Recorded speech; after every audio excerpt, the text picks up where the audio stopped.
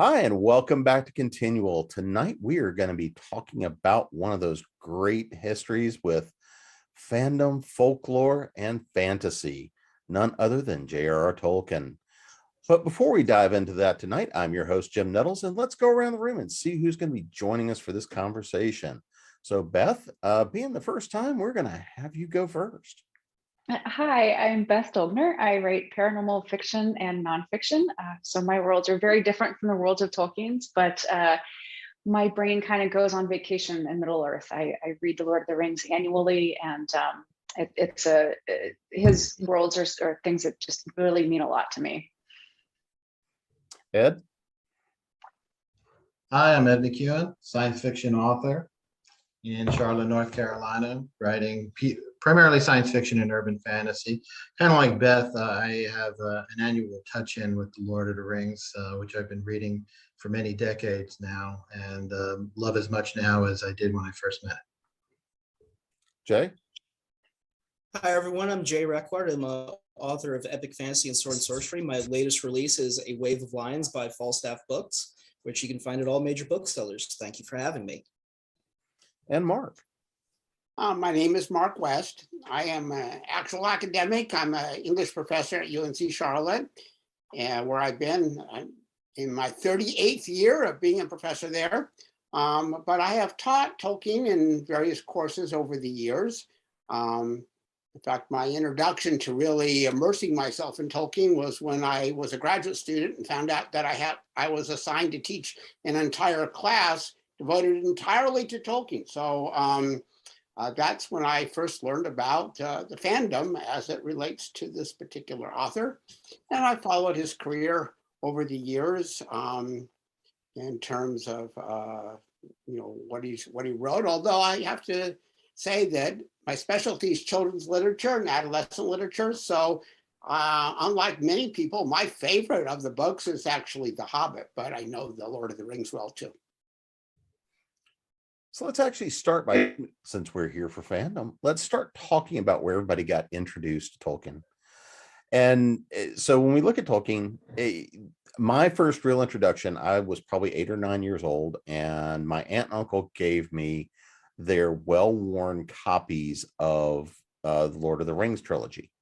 And in fact, I meant to dig one of them out today because they're all sitting over here on the shelf, but they were already well-worn by the time I got them. And I've put a few more miles on them myself. So Beth, how about you? How did you get introduced into this world? Weirdly enough, with a calendar. When I was a kid, my mother had a calendar for the old animated movie. And I just remember those images like of Smaug and of Bilbo. And I always meant to go and read The Hobbit and read The Lord of the Rings. And when I heard they were making movies of The Lord of the Rings, I said, okay, I have to read the books before I go see the movies. And so that's what finally spurred me into action. How about you, Ed? Well, I was kind of a bookish, shy child, and I remember being at an away camp, probably when I was like 12 or so, and somebody had the Fellowship of the Ring in the original kind of weird down, and started reading it, and then found out that there was more and devoured the entire trilogy in short order. I think I'd read the trilogy twice before I found The Hobbit. Jarred by the difference between The Hobbit and The Lord of the Rings, but it was an early friendship. How about you, Jay? So really the beginning of my journey as a fantasy reader and as eventually a fantasy author starts with my dad handing me his copy of The Hobbit. This is literally the one that he grew up with. So it's kind of just been the beginning of my fandom in fantasy in general. So I've been a fan since I was 11, and I've read everything ever since, and I'm absolutely in love with the world. How about you, Mark? Well, I during the 1960s and early 70s, when the hippie movement was in full sway, the Tolkien was really a number then. People were really, he was really having a moment at that point. When the books came out, when Lord of the Rings came out in the 50s, they really weren't bestsellers or anything when they first came out, but they really caught on in the 60s. And so when I was in high school, a lot of my friends were really into it. I read, when I was in high school, I read The Hobbit and I liked it a lot.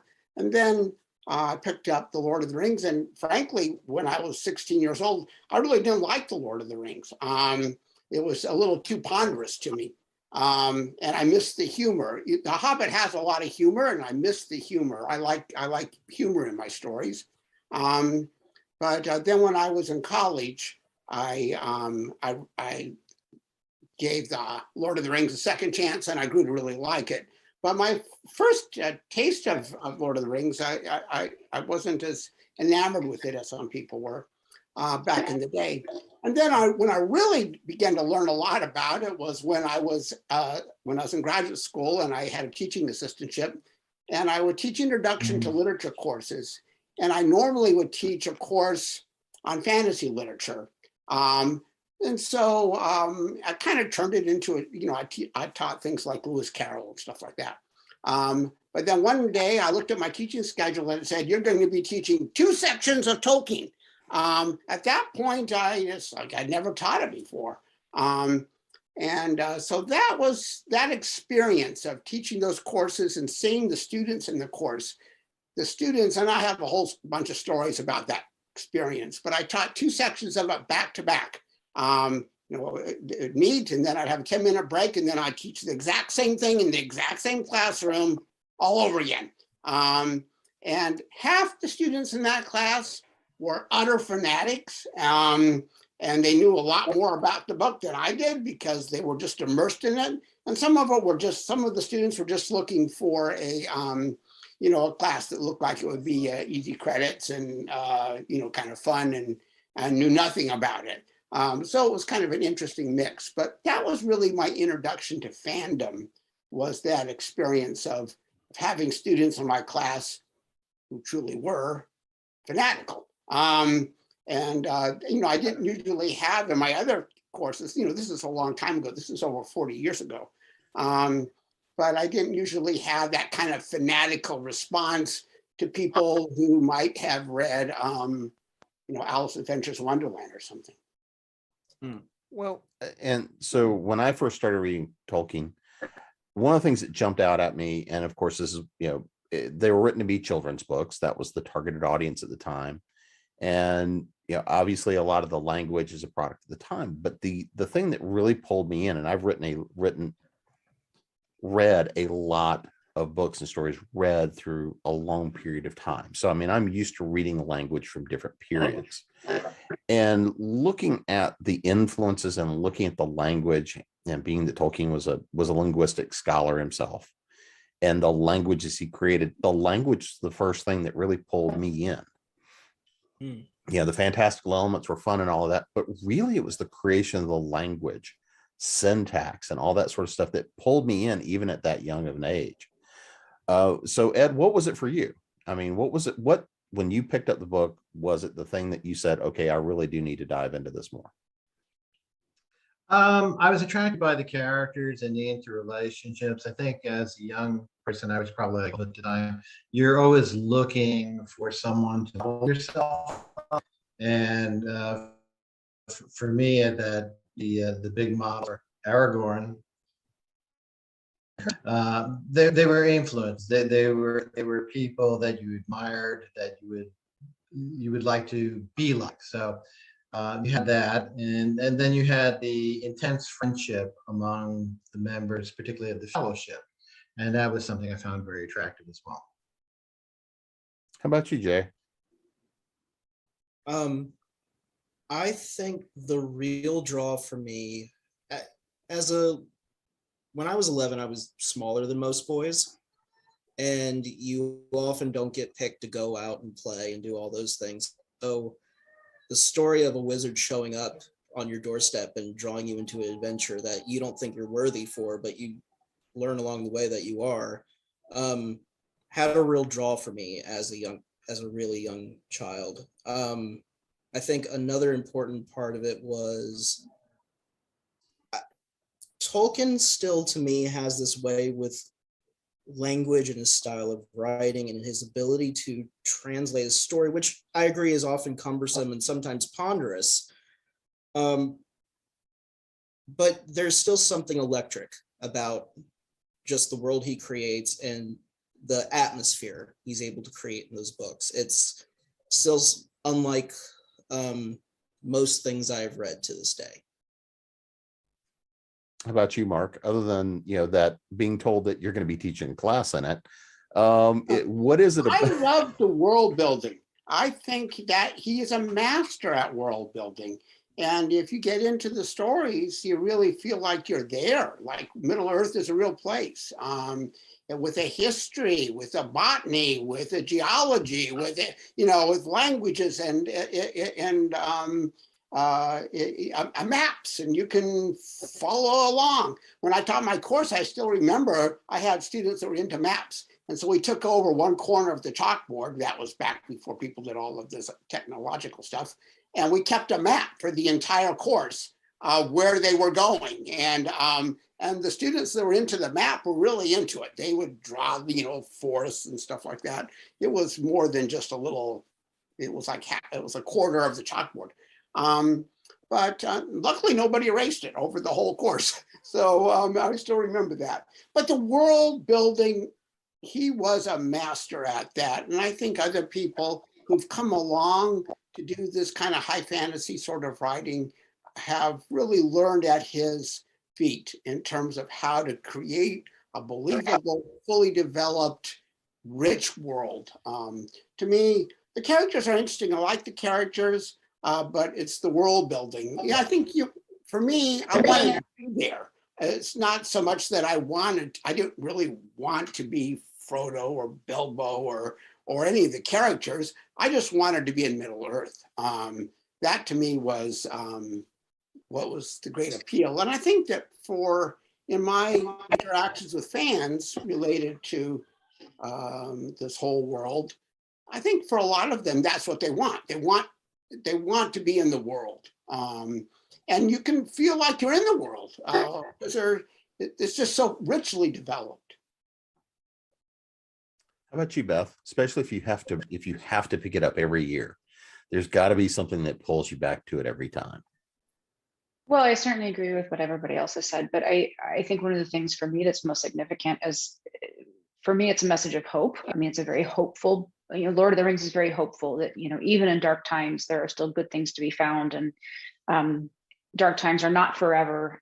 So even though everybody doesn't necessarily get the happily ever after they wanted, still the overall message, I think, is something that's very special to me. And I think that kind of in that same vein, yes, it's a fantasy novel, it's a fantasy world, and yet there's a lot that's relatable to us in our own world, I think, with just, you know, that message of perseverance and getting through it and doing what you have to do and carrying on. So I've always found it to be sort of a comforting read, which is partly why I say that my brain vacations in Middle Earth. You know, it's that break and that reassurance that I need from time to time.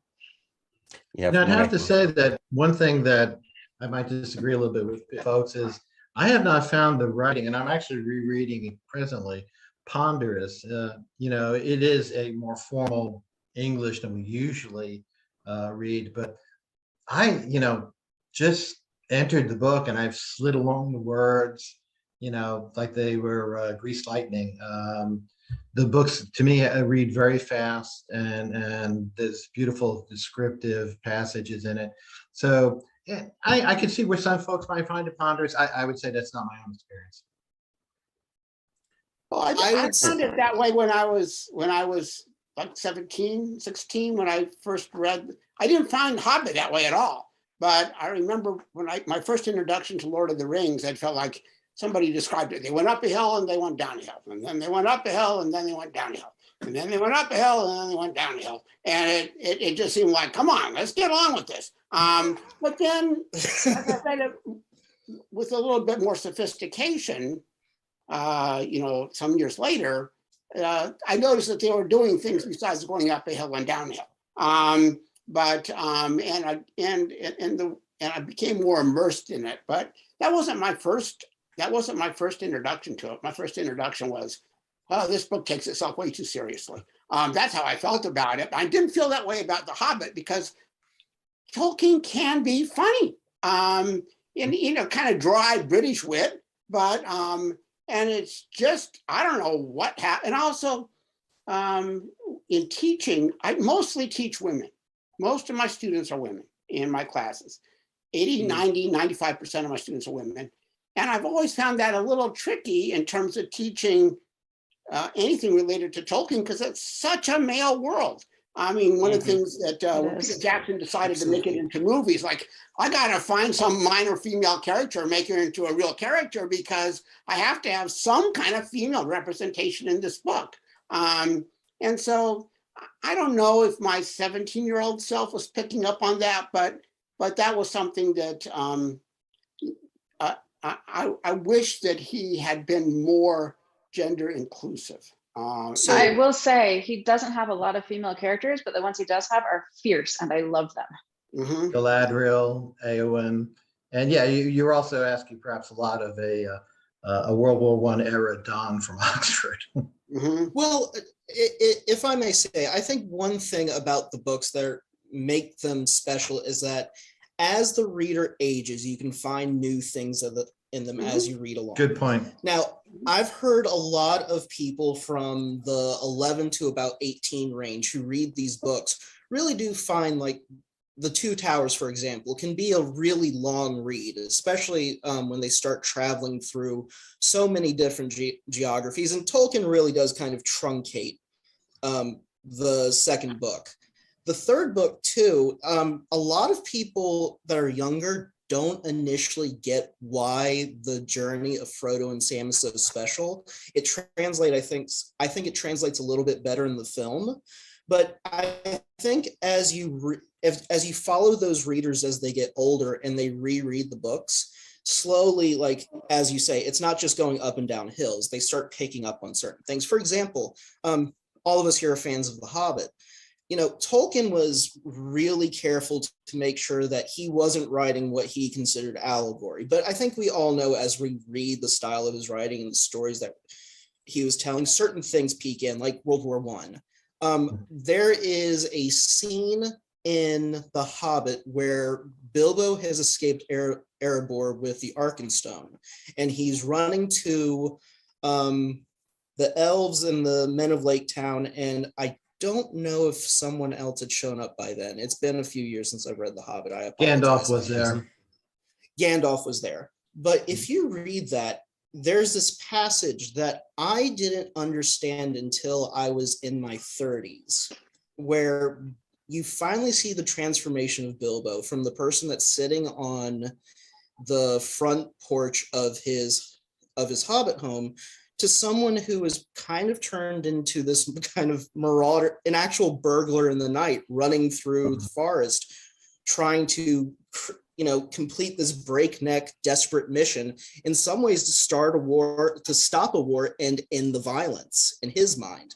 Tolkien may have not been writing allegory, but you see the kind of person I think Bilbo becomes, mature, and with the reader too, I think the way we interpret these characters just matures along the way. And of course, the appreciation of the writing, as Ed mentions, because, I agree with him. Now that I am older, I still find that Tolkien's style is great and it's fluid and it delivers a lot of impact. But I have to admit, when I was in high school and I was in college a little bit, there would be a few pages that I would skip because I already read them and I knew, they were going to go up a hill and down a hill. The songs and the poems. Yeah. Well, and so if we take a look at, and I want to talk a little bit more about the world building, because I think that's what really, if we look at the films, we look at the upcoming TV series, even if we go back to the animated series that was done back in the 70s, all these different ones, one of the things that connects us, and in not only in Tolkien's work himself, but all the stuff he's influenced, it's the world he built that carries over into pretty much all of fantasy genre. It carries over into so much of gaming. I mean, if you look, D&D is almost, we may as well go ahead and call it gaming in Mordor. So It's I mean, become the default fantasy world for all of high, high fantasy, high sword sorcery fantasy. Guilty. Guilty. Yeah, like that. There's no denying that the world building of Tolkien has influenced, in some ways, kind of since the publishing of the series, and of course the Unfinished Tales. He has really kind of dominated how we formulate fantasy still to this day. Sure. Even his critics, and I read a lot of Tolkien criticism, especially over the last few years. Even his critics will acknowledge, like, the structures that we use in fantasy literature to build worlds, we still take a lot of structures from him. Though there are other authors out there that we also take structures from. Like I'm a quote unquote Le Guinist. I'm a big fan of Ursula K. Le Guin. I think she had a very unique way of world building that's also influenced fantasy. Robert E. Howard, of course, from Conan the Barbarian.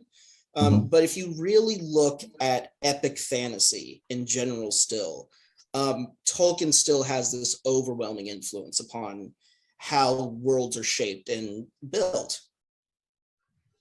Hello, I'm John L. French, ex-crime scene investigator for Baltimore City, now writer and editor, and longtime Tolkien fan. So we're coming in and talking a little bit about world building, and because again, I think that the huge influences we see from world building on pretty much everything in fantasy and high fantasy. What are the elements that speak to you the most as really driving and being the core of, well, really of Middle Earth? What's the thing that speaks to you most in terms of that world building? Is it the very active and living world itself? Is it more about the politics? Is it about the culture? What is it in that all of that world building that speaks to you the most? So John, since you're joining us now, I'll let you take that one on. What first attracted me to Tolkien and Lord of the Rings was the sheer scope of the adventure. And this is back when I was in college, and I had already read The Hobbit, and back then UMBC had what was called mini-mesters during during January.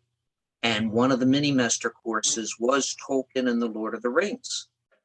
So I took that course, and just I had never read anything like it. It was an all-encompassing world with its own legends and songs and mythology.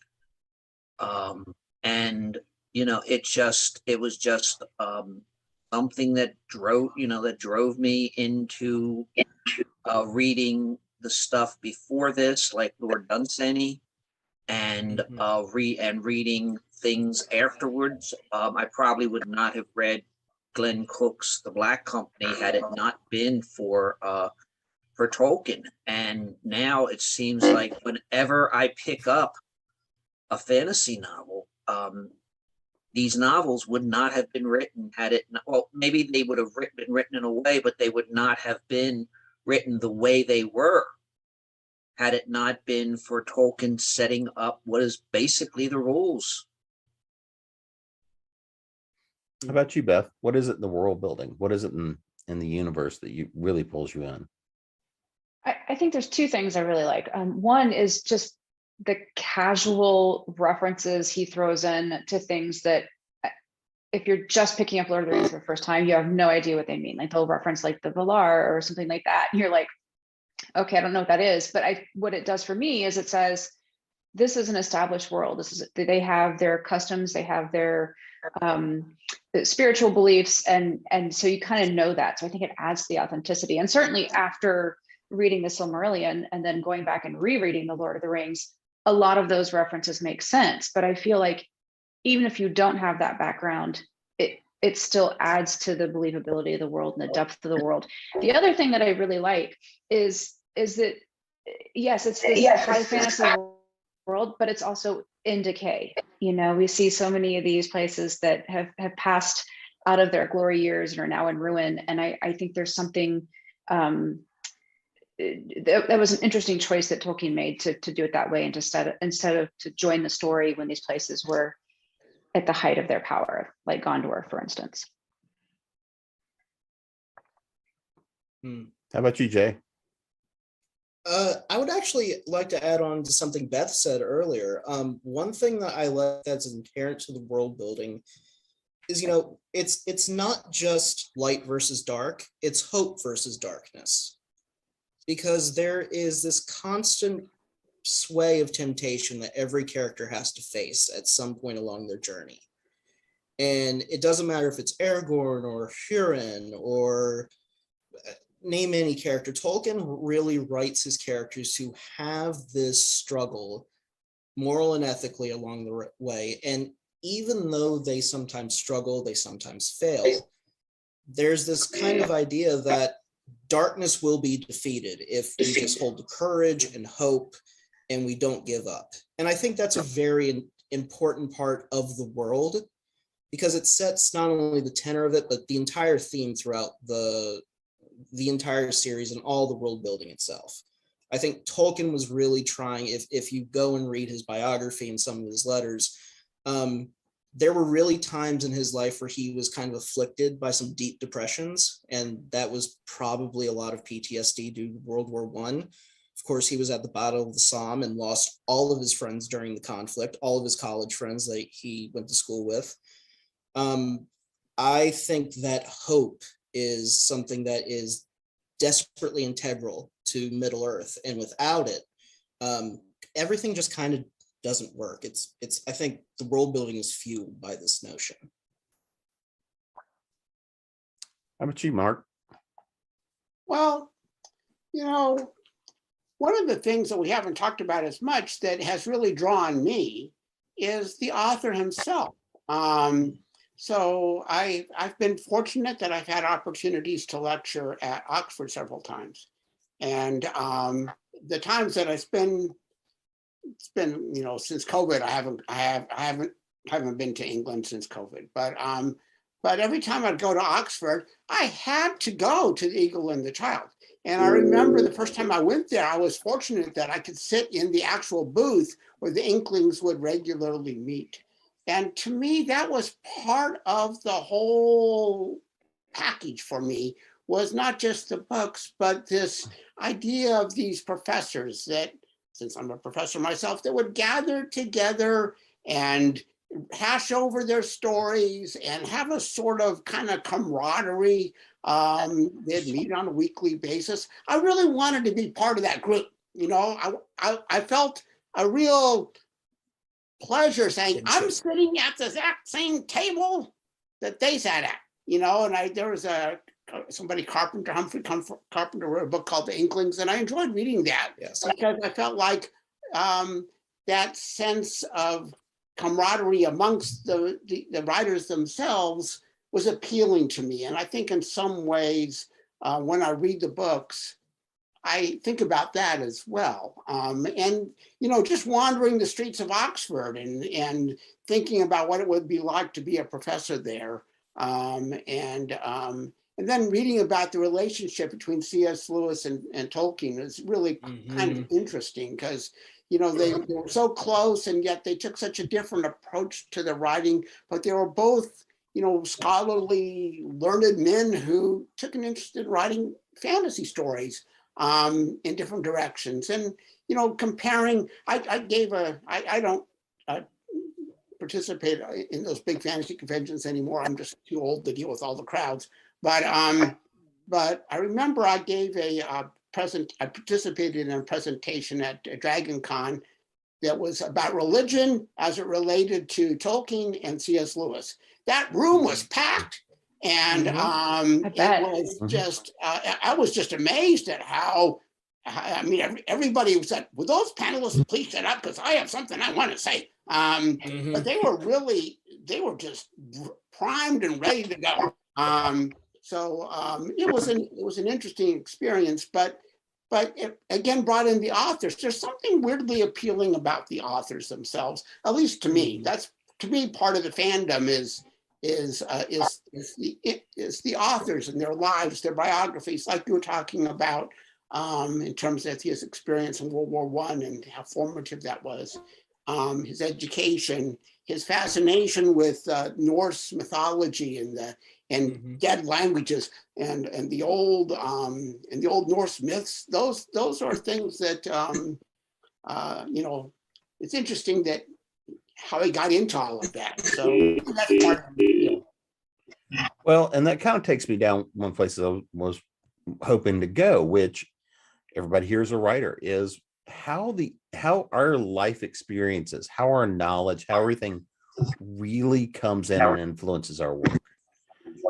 And if we take a look, I think there's a really good example here of, if we look at Tolkien and look at loss of his mother at a young age, we look at the influence of World War I. You can see trench warfare throughout Lord of the Rings. You look at the Two Towers. You look at you know, the fall of at Helm Deep, and you look at this. This is bloody hand-to-hand warfare. You know, it's definitively there and obviously an influence.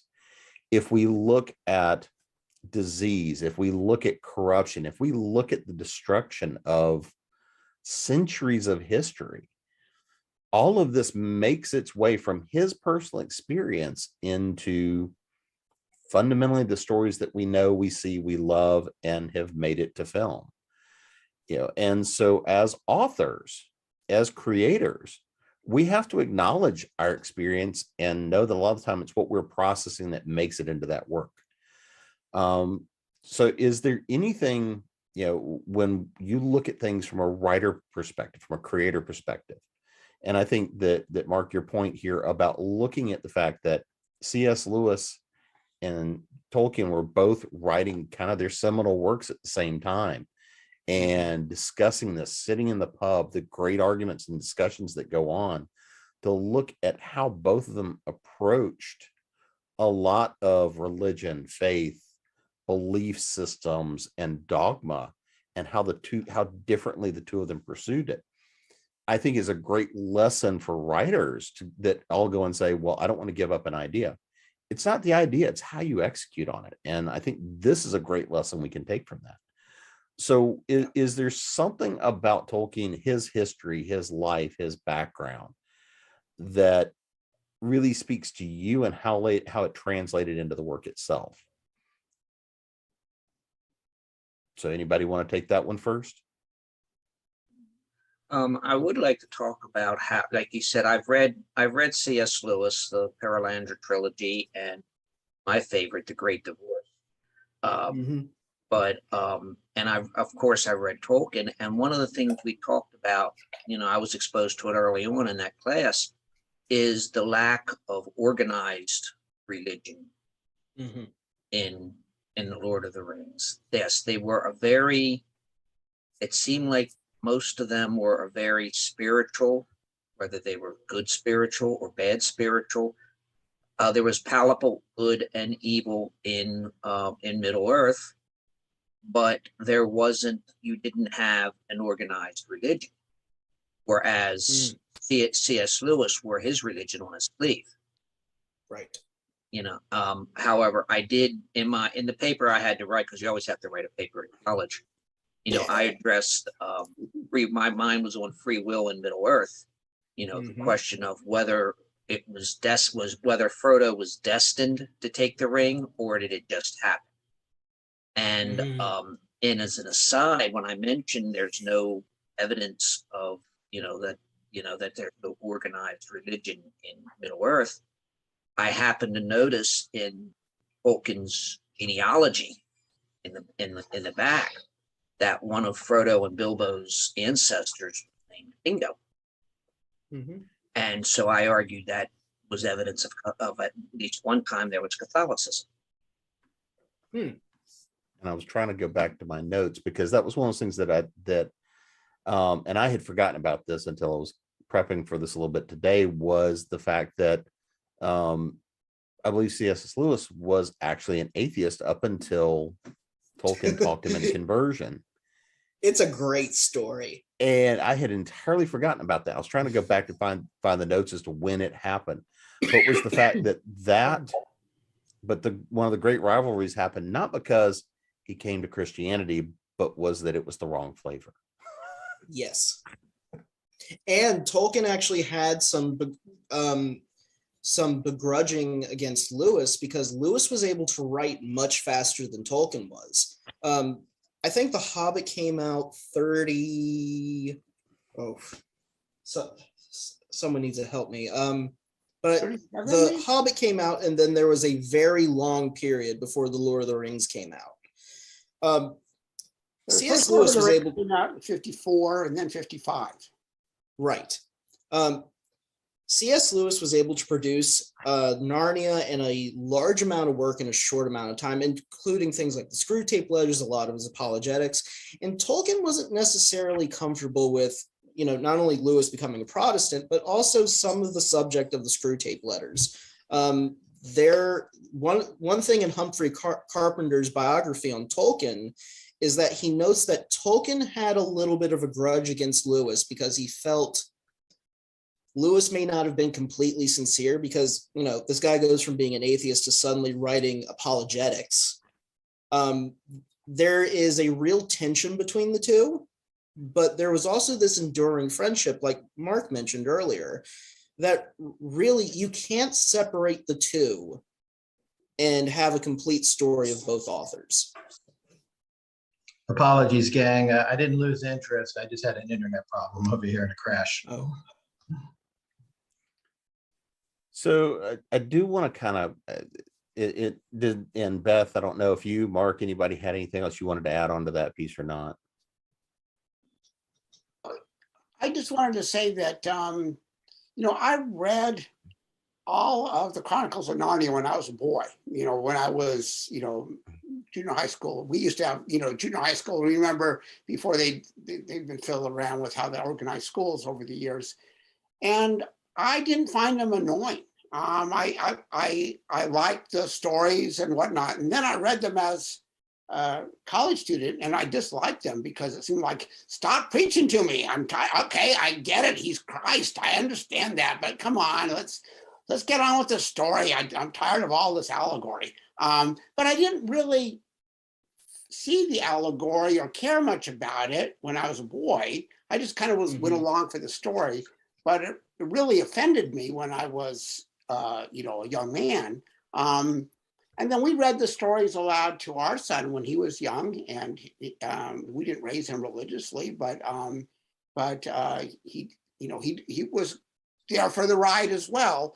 But I did think that the way in which the two authors dealt with religion in their fiction is really interesting in terms of Tolkien being more subtle, a little bit more in the background, as you were suggesting, rather than this kind of like A stands for B and C stands for D and all that kind of stuff, which still annoys me as an adult.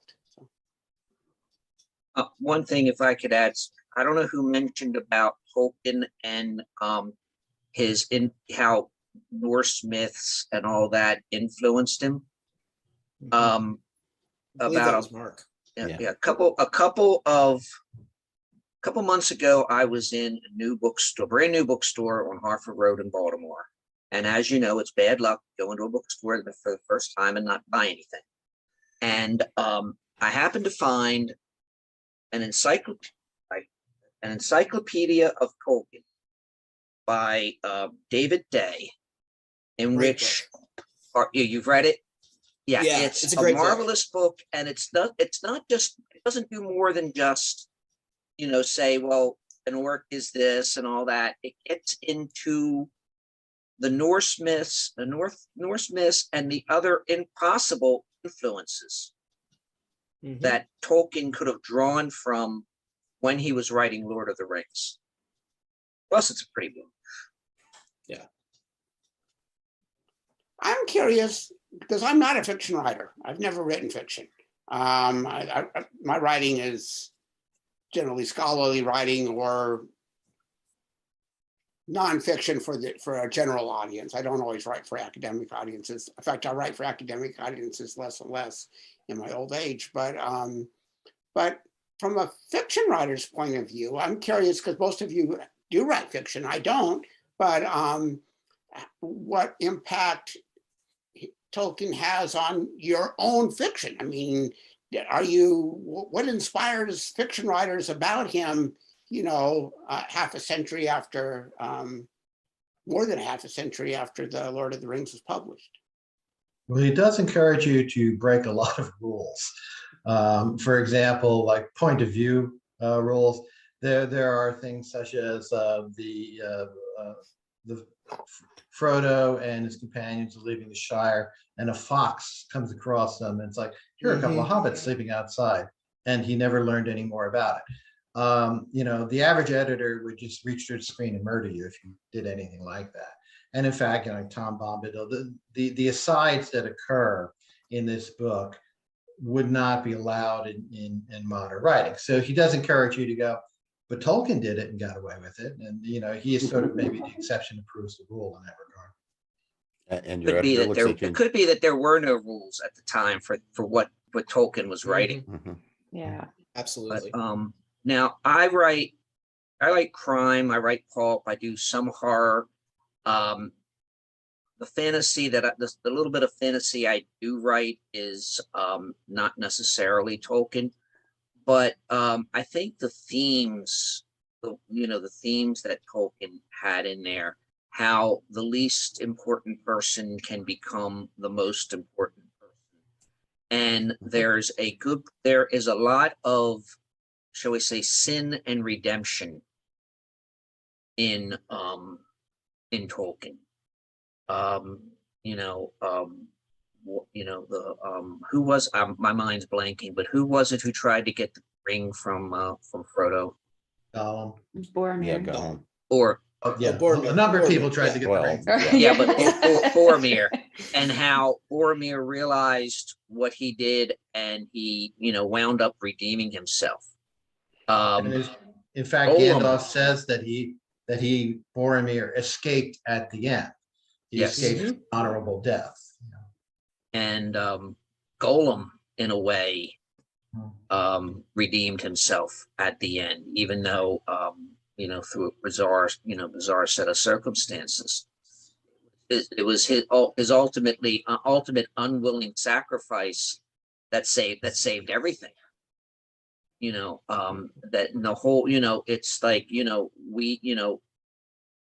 it's basically, and there's a lot of sin and redemption in my books.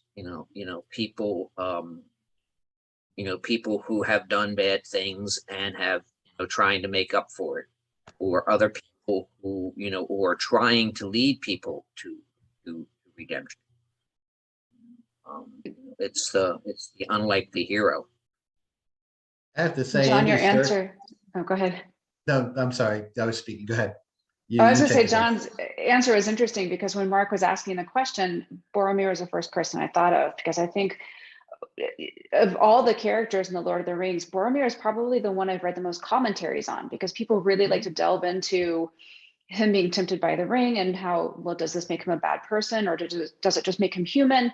And so I think that's a valuable lesson for me as a writer, that the most interesting characters are the ones who have a lot of gray area and who make mistakes, because a villain who's always a villain is boring, and a good guy who's always a good guy is equally boring. And you need to have that mix. You need to have people who stumble and fall, or the villain who unexpectedly does something nice for a change. So I think that's a great lesson as a writer, that you have to give characters that depth and a little bit of that unpredictability. In that regard, Gollum is kind of that character, and particularly when Andy Serkis portrayed him, you really felt the sympathy for this poor creature, and the times that he's almost breaking away from the precious, you want him to escape.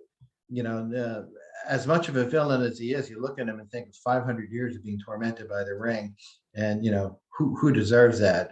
He's the most pitiable, and as you said, in some respects, the most heroic character, even if it's an inadvertent heroism. He is the one that destroys the ring. he's the one that plunges into it. The ring betrays him for that one last time. But the Circus's presentation of Gollum succeeded where actually Tolkien didn't quite. I was never sympathetic to Gollum. I was like, stab him, kill him already. And then when I saw him and as he was portrayed, particularly in those pathetic little moments where he was almost a person again, I really, really felt for him. And I felt both conflicted about it and very sorry that he ended the way that he did. What other way could he have ended, I suppose? Well, I think your point, Elizabeth, about the gray areas is one of the things that Tolkien, I think, did better than C.S. Lewis. But C.S. Lewis does the gray areas too in some of his characters. I'm thinking in terms of his children's characters, but I agree with you about that. I think that's one of, that you do see that in some of his books, some of his characters. So, I never really warmed to Gandalf. Gandalf was, he's just, some guy puffing a pipe. Oh, never mind. But nothing personal, Jay. The question was, what was he puffing in the pipe? But he didn't seem quite as relatable. But the characters that have flaws or that have their own internal demons or that have to wrestle with things like we all do, makes them more interesting for a reader. I actually would go so far as to say I actually find Gollum to be one of the most fascinating characters because Gollum almost sums up the story because it's all about power and corruption and trying to seek redemption when you are inevitably drawn to the darkness. And I think that there's this really interesting watch as he's trying to redeem himself as if you've been there for 500 years, been in a position of being alone, being ostracized, being basically the madman out in the wilderness, and someone shows you kindness and that internal conflict of, can you believe it? Can you not? And I think that Gollum often is that tragic figure that shows corruption and shows conflict, that internal conflict in a way that you don't see very often. And that is one of the things that I really have been fascinated by. It also makes Frodo, sorry. No, sorry, go ahead. It also makes Frodo's story much more impactful in terms of him being a greater hero than Bilbo is. Bilbo throughout The Hobbit rejects Gollum, treats Gollum like the creature that he sees before him, of course, because Gollum is threatening to eat him. But if you follow the books and then especially the movies, Frodo's kindness to Gollum is truly one of the things that is transformative for that character that you've all mentioned previously. I think that the kindness that Frodo shows is such an important part of why that character ends up working as well as it does, especially in the movies, that, I think that kind of concurrent theme of compassion and kindness is also something that you just find running throughout Tolkien. And Gollum actually still has a choice for good or evil. Some of the forces of evil, the orcs, are kind of meat puppets. They don't seem to have the option to turn to good. Humans, hold the balance in the book. We can go good or evil. Elves are usually good unless they fall from pride. But Gollum is essentially one of us. He can choose good. He's gone far down the path of addiction and madness, but he can see the light back there. And every once in a while, he starts heading back that way.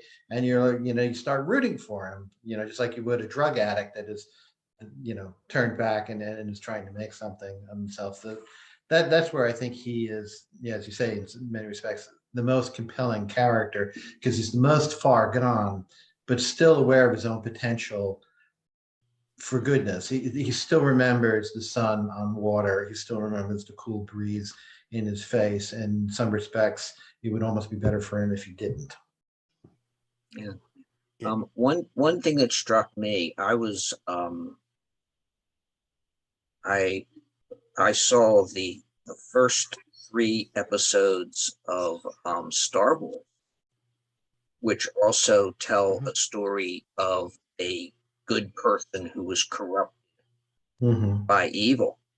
And after I saw the 3rd one, my first thought was, we need to make George Lucas read Lord of the Rings and go back.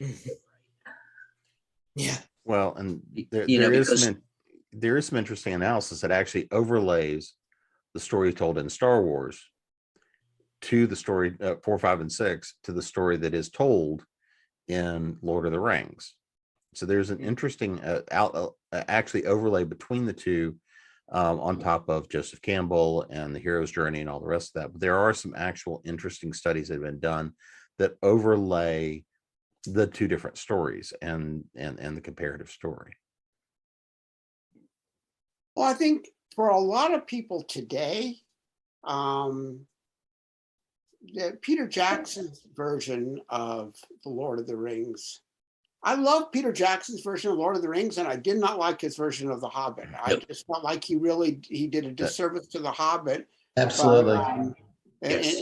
And made Hobbit ponderous, and it's not supposed to be ponderous. But he tried to add something to it that really wasn't part of the book, in my opinion. But I loved how he handled Lord of the Rings, but also the sets. Seeing your set there, Jim, with Hobbiton, with the round door and everything, when the movies first came out, Air New Zealand was running pictures of, Hobbit stuff on the tails of its planes. It was something appealing about the world. Like suddenly New Zealand became Middle Earth. How did that happen? But it sort of did. And they've kept those sets. Those movies were made a while ago now. They still kept those sets. All those extras from Xena had to go somewhere to work. Yeah. Well, and this is kind of one of the places I wanted to go as we're starting to go towards wrapping up, is now we've seen how a lot of different people have interpreted and taken Tolkien's work. Peter Jackson, the interpretations. I want to talk about the films first. And then we've got this upcoming Amazon series. So we've got a lot of people whose entire fandom of Middle Earth is based around just the films. I'm also a big fan of the video games. I think those should be mentioned too, because there's a huge fan base out there that plays things like Shadows of Mordor, Shadows of War, Lord of the Rings Online. A lot of people are baked into the fandom now because of those games. I would agree. I mean, we see that there's a lot of things, because there were even the games back in the 70s and 80s, some of the early RPG stuff that was done before that TSR Dungeons and Dragons. Actually, I had Lord of the Rings Risk. Mm-hmm. Ooh. Actually threw the dice yourself, huh? Yes. So when you look at the films, let's actually go to the films. And so we were talking about the Lord of the Rings trilogy. How does everybody feel about that one? There is only one movie that I've ever seen, going to the theater to see, on the first day it was released, and that was Lord of the Rings, The Fellowship of the Rings. And when I got home, I immediately emailed my friend Tom, who was as big a Lord of the Rings fan as I was, and simply emailed him, they got it right. Mm-hmm. And it was like, you waited until Lord of the Rings, till the next movie came out. If I had gone to, if at the Fellowship of the Ring, somebody told me that the Two Towers was playing 500 miles away, I would have gotten in my car and driven to go see it. That's how much I loved the first, the Lord of the Rings trilogy as a movie. I'm still waiting for Peter Jackson. You know how they do the extended version of movies? Mm-hmm. I'm still hoping that Peter Jackson does the cut down version of The Hobbit, taking 3 movies and turning them into maybe a nice 3.5 hour version of it. So hyper fan here. There is actually a cut out there of The Hobbit that someone did independently of Jackson, which cuts it all down to one film. You can actually go and download it for free on the internet. I'm going to have to look for that.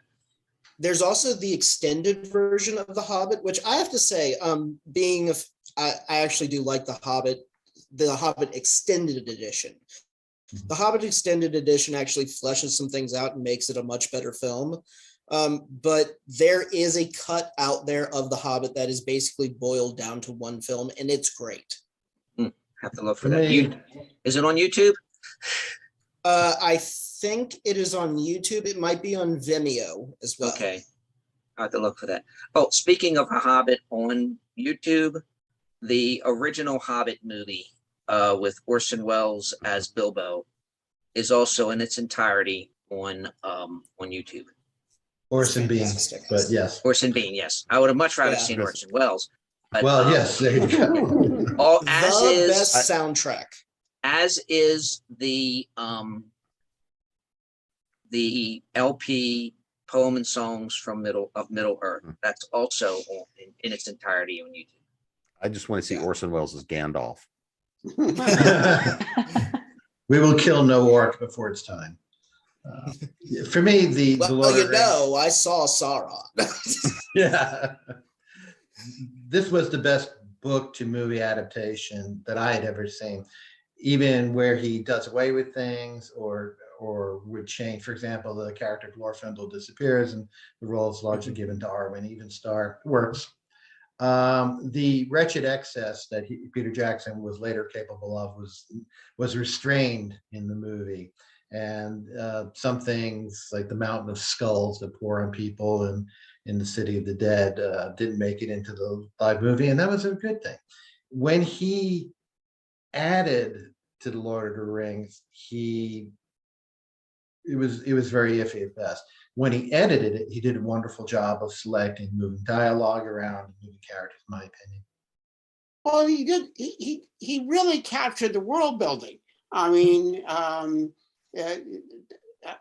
think because he made surprisingly limited use of CGI. I mean, he did use CGI, and we certainly see that with Gollum and whatnot. But he actually built sets and costumes, and it gave it a rich texture that these damn CGI movies. Oh, I shouldn't have said that. These darn CGI movies don't have. They just look flat to me in terms of their appearance. I really miss the days of models and sets. You know, the old science fiction where they would, you know, like even old Star Wars, where they would actually have models of everything and sets of everything, and they weren't just all on green screens. That was, to me, that really, it added to the richness. I was really glad that he did that. It gave the movie I felt like I was in Middle Earth. And I think to some degree the geography of New Zealand worked with that, with the mountain ranges and the forests and the old the old big old trees and such.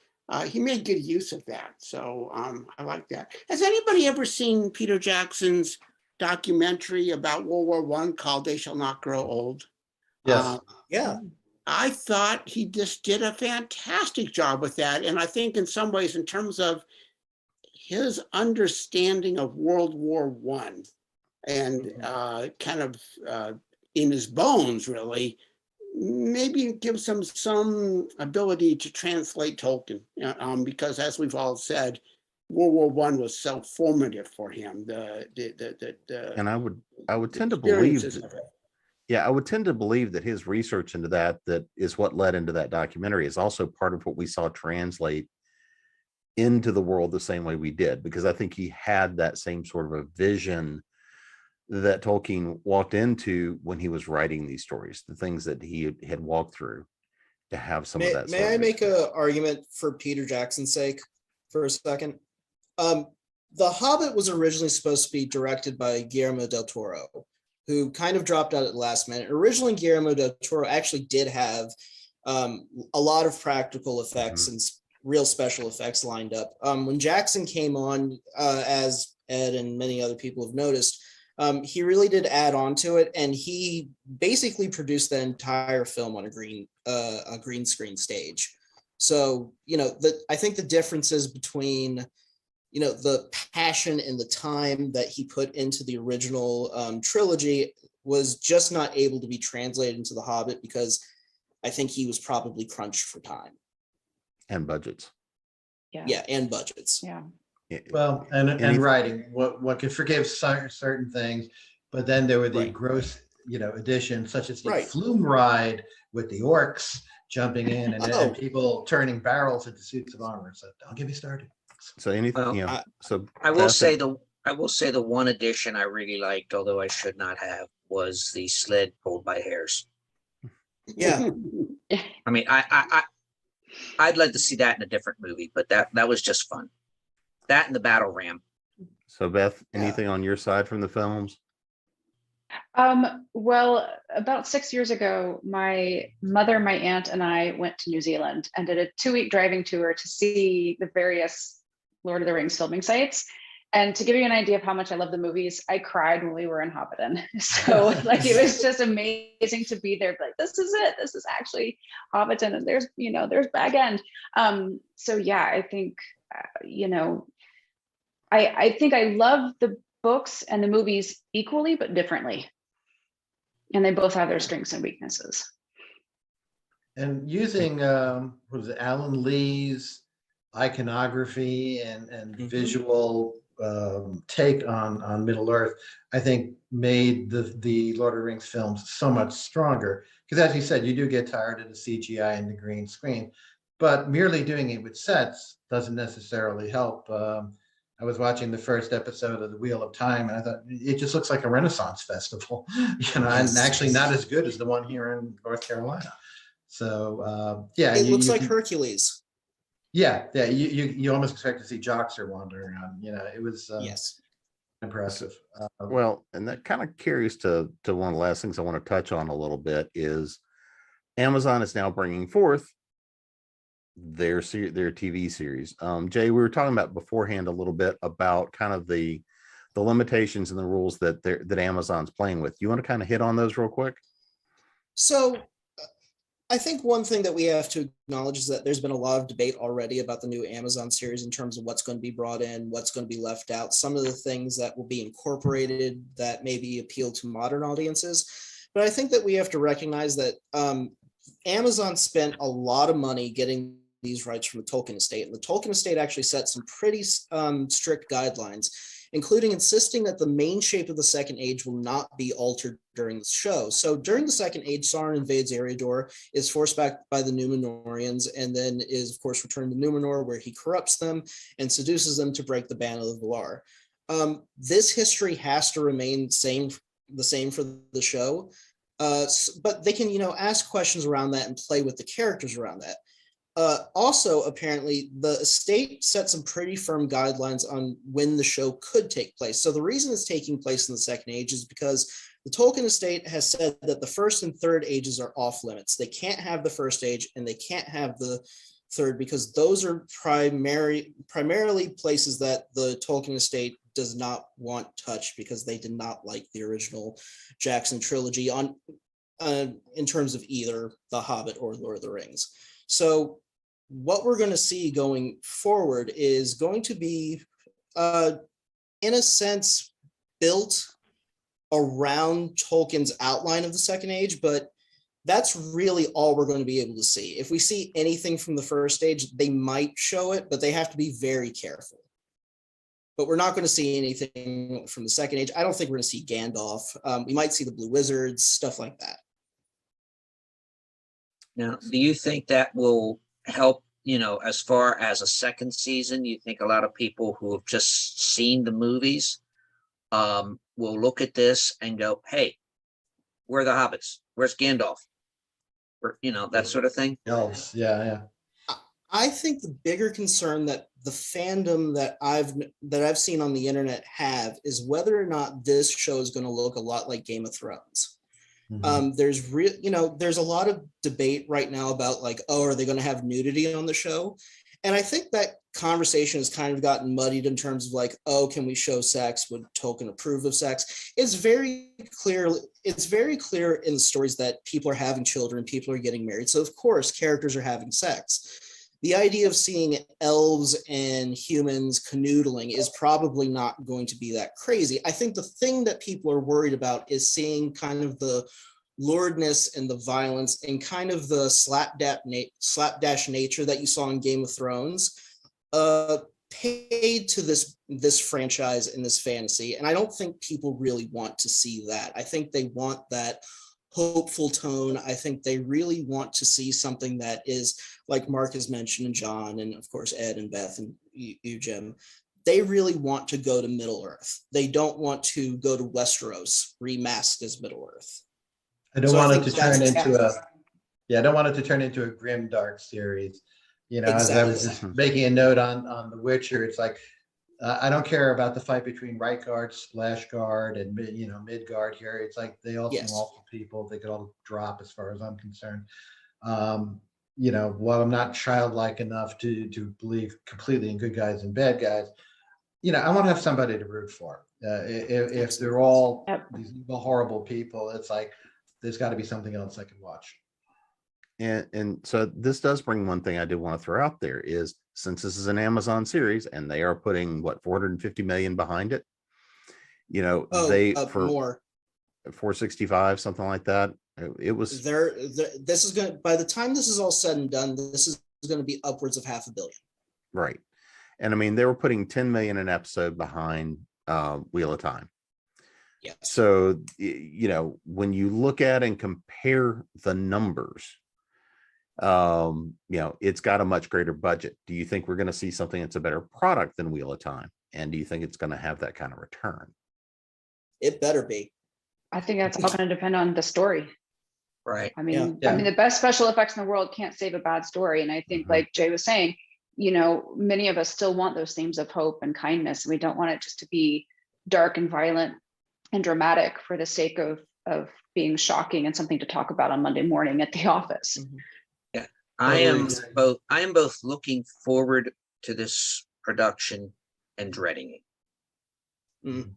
Agreed. Basically the same way I approach anything I like. When A&E started doing its Nero Wolfe series, I had flashbacks to when Robert Conrad played Wolfe, which wasn't bad, which wasn't that good. It wasn't as good as it could have been. But again, when I saw the first, when I think it was the Golden Spiders, which was the first episode, I'm just looking at Wolfe's office and again thinking, damn, they got it right. And I'm really hoping I have that same experience when I know it's called Lord of the Rings, but there is a subtitle to it. Oh, the Nine Rings of Power. Okay. So we're definitely going to see Sauron and Celebrimbor forge the 9 rings that are given to the 9 kings of men, warriors and sorcerers and legends of old. Galadriel is there. Yes, Galadriel. Elrond is there. So some of the characters that we've met before. You could get Legolas. I think he was around. I'm not sure exactly how. Durin is going to make an appearance. So we're going to see the King of Kings among the dwarves. So I think we're going to actually be introduced a lot to dwarven culture in a way that we haven't seen. And we're actually going to see dwarven women for the first time, which I'm very excited about. We'll see. Well, I think that this is pushing. I think if this show is successful, it's good for fantasy, and anything that's good for fantasy, I think is just great for us. Yeah, I agree. And as you say, John, you're just sort of sitting there with fingers and toes crossed. Right. Absolutely. But I think one of the things we all have to do, something that we care deeply about, is give the producers, the writers, a fair shot. Sometimes they'll come up with something that's different from what we would come up with, but that doesn't necessarily mean that it's not worth watching. So, I think I always try to be more open-minded about things and say, okay, well, how do they go about it? And does it work for me? Sometimes, one of the movies that I like is Field of Dreams. And I've always liked that movie. And so I read the book that it's based on. It's one of the very few times in my life where when I read the book, I said, boy, the movie's a hell of a lot better. Yeah. The African Queen would be stumbles the other around, one. and it's like, boy, Yeah. they took that book, lots of little elements from it, and turned it into this masterful movie. But the book really, I mean, it's interesting, but it's just it's not the it doesn't transport you the way the movie does. So, maybe they'll do a great job with it. I don't know. I had that same experience. I had seen Little Big Man in the theater. Mhm. And then I got the book from the library, and oh boy, did I like the movie so much better. I think as Well, Beth said, it's all going to come down to story. Do they have something to say? And do they do it in a compelling fashion? Well, I think that's a good spot to wrap this one up on, since we've kind of gone Hobbit length. But I appreciate everybody taking the time to come and hang out tonight and listen and go through, I think, a really good discussion on Tolkien, the work, and a world we all love. I mean, that there's a reason that it's carrying this kind of endurance for this period of time. And there's a lot of things here to love in this world. But before we get out of here, I do want to go back around, let everybody know where to find you: website, social media, where to go get that latest copy of the book. So Ed, we're going to work backwards. How about you? Sounds good. Thank you. You can find me on Facebook. I'm with Copper Dog Publishing. I've been with a couple of other small publishers. All my work is available on Amazon and Audible. We're working on getting more and more of the books done over to that. So look for Was Once a Hero or For My Outcast State, the beginning books in both my series. John? Okay. You can find me on Facebook. You can follow me on BookBub. I just joined that. You can email me, jfrenchfam@aol.com.